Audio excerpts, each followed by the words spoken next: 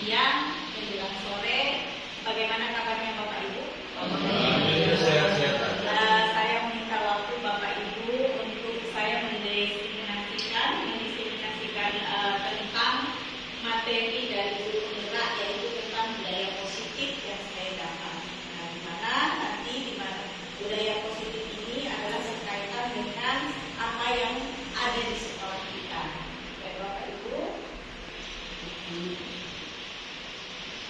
Nah, di aksi nyata nanti saya akan membuat di modul 1.4 tentang bagaimana menyebarkan dan pemahaman dan pengalaman tentang penerapan budaya positif.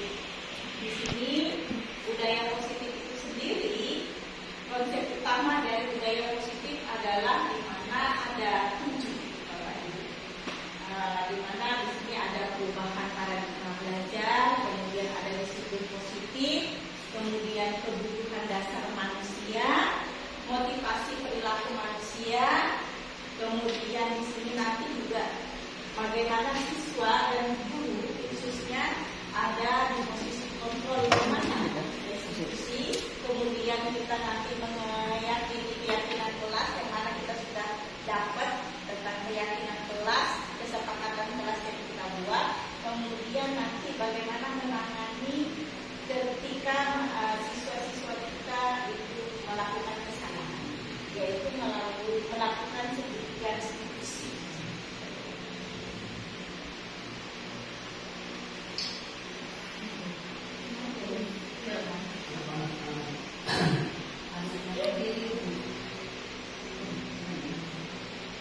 Baik, Bapak Ibu, yang pertama dulu, di mana di sini pembelajaran dengan paradigma baru, di mana kita yakini bahwa kita yang sudah menerapkan kurikulum merdeka, bahwa pembelajaran yang dirancang sudah sesuai dengan prinsip dari pembelajaran yang berdiferensiasi, yang mana kita sudah juga menerapkannya. Prinsip diferensiasi ini di mana siswa itu diajak untuk belajar sesuai dengan kebutuhan mereka, sesuai kebutuhan dasar manusia, kebutuhan dasar yang mereka memang sudah dapatkan dari dalam diri mereka, dan kemudian sesuai dengan tahap perkembangan untuk mewujudkan profil belajar Pancasila. Nah, tahap perkembangan anak ini sebagaimana kita yakini bahwa ada 2 tahap perkembangan secara kodrat alam, kemudian yang kedua kodrat zaman. Kodrat alamnya anak dilahirkan sesuai dengan di mana dia lahir di lingkungannya, kemudian di zamannya kodrat zaman anak-anak dilahirkan pada kondisi sekarang. Ya. Kemudian yang pada tujuan akhirnya kita adalah mewujudkan profil pelajar Pancasila, di mana kita menginginkan anak ada di posisi ini beriman, kemudian berkebinekaan global, bergotong royong, kreatif, bernalar kritis, dan mandiri. Jadi isi dari profil pelajar Pancasila ini adalah tujuan utama kita ketika kita menjadi seorang pendidik yang nantinya anak-anak akan dapat hidup secara sesuai dengan kodrat zaman dan kodrat alam. Dia, tetapi kan ada lagi yang harus dia patuhi. Nah, ini 5 ini mesti kita pahami sebagai seorang pendidik, sebagai kebutuhan dasar manusia yang nantinya melekat pada anak, yang harus kita satu persatu memang harus paham akan ini. Jadi kita tahu menangani anak ketika mereka belajar. Oh, dia ini nanti misalnya seperti kasusnya mungkin Satria. Satria itu kasusnya adalah mungkin dia ini kasih sayang dan rasa diterima. Mungkin salah satunya ini. Dia ingin diterima karena di kelasnya mungkin dia tidak diterima karena kelakuan dia tadi. Nah, bagaimana kita menggalinya? Bapak Ibu. Terus kemudian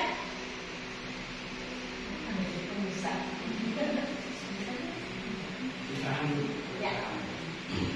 Nah, dilihat di sini Bapak Ibu. Seseorang melakukan sesuatu ada motivasinya. Anak-anak melakukan sesuatu juga ada motivasinya. Nah, dorongan yang timbul dari dalam diri anak-anak itu melakukan tindakan yang ada tujuan tertentu. ketiga yang kita lihat, menghindari ketidaknyamanan dan hukuman. Murid melakukan disiplin karena takut dihukum merupakan motivasi ekstrinsik. Cepat-cepat dia pergi atau dia cepat-cepat masuk ke baju apa ini karena dia merasa tidak nyaman kalau dihukum. Motivasinya dari luar karena hanya untuk menghindari dia dihukum.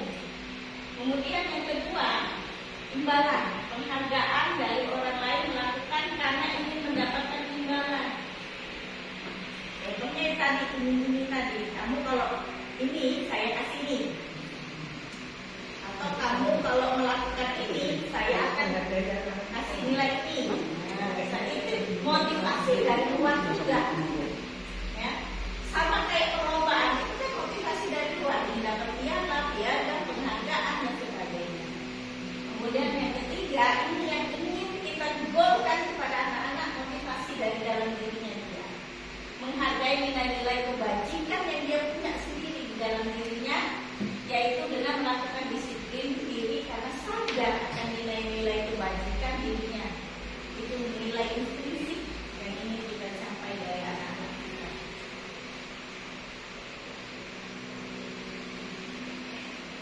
Nah, Bapak Ibu, konsep disiplin dengan identitas gagal ada dua, hukuman sama penghargaan. Selama ini kita menganggap penghargaan itu bukan identitas gagal, tapi bagus. Tapi kalau dilihat dari budaya positif ini identitas gagal. Kenapa? Kita lihat hukuman jelas menyakitkan, merasa tidak nyaman, menjadi takut, kemudian dia merasa terpaksa atau kita memaksa. Akhirnya nanti mereka menyembunyikan kesalahan, berbohong, tidak jujur. Murid menjadi merasa rendah diri ketika kita melakukan hukuman kepada murid-murid. Penghargaan sama, tidak efektif. Ketika kita tidak memberi penghargaan, nanti mereka tidak mau lagi melakukan itu, tidak mau lagi berprestasi dan sebagainya. Kemudian yang kedua, merusak hubungan. Merusak hubungan di sini apa? Temannya merasa iri, tidak ada yang dapat, saya kok enggak, saya sementara juga bagus misalnya. Dia merasa dirinya bagus dan seterusnya. Kemudian mematikan kreativitas. Ketika dia tidak mendapatkan penghargaan lagi misalnya, dia merasa enggak bagus, enggak ini juga, enggak usah lagi saya buat. Ini mematikan kreativitas. Kemudian menghukum dengan sistem ranking sama. Guru jadul dulu, kita dulu selalu ini tidak boleh. Ya, ini tidak boleh karena menyebabkan ada anak yang merasa salah satunya tadi ada ini, dia tak cocok, ya kan? Atau dia merasa bangga diri dan sebagainya dengan sistem ranking. Saya yang mengerjakan, dia yang kok yang dapat ranking misalnya, dia kok yang dapat nilai tinggi dan seterusnya. Ini sistem ranking tidak bagus sebenarnya. Walaupun sebenarnya kalau kita menganggap itu ada penghargaan buat anak-anak, tapi tidak bagus. Bukan tidak boleh, tapi tidak bagus untuk mentalnya. Kemudian merampas hak menghargai dirinya. Dia tidak merasa penghargaan untuk dirinya dia, tidak dari dalam dirinya. Konsekuensinya yaitu penguatan jangka pendek, konsekuensi yang akan dia rasakan. Kemudian, tetapi kita perlu monitoring terus berkelanjutan, memberikan respon, menghormati,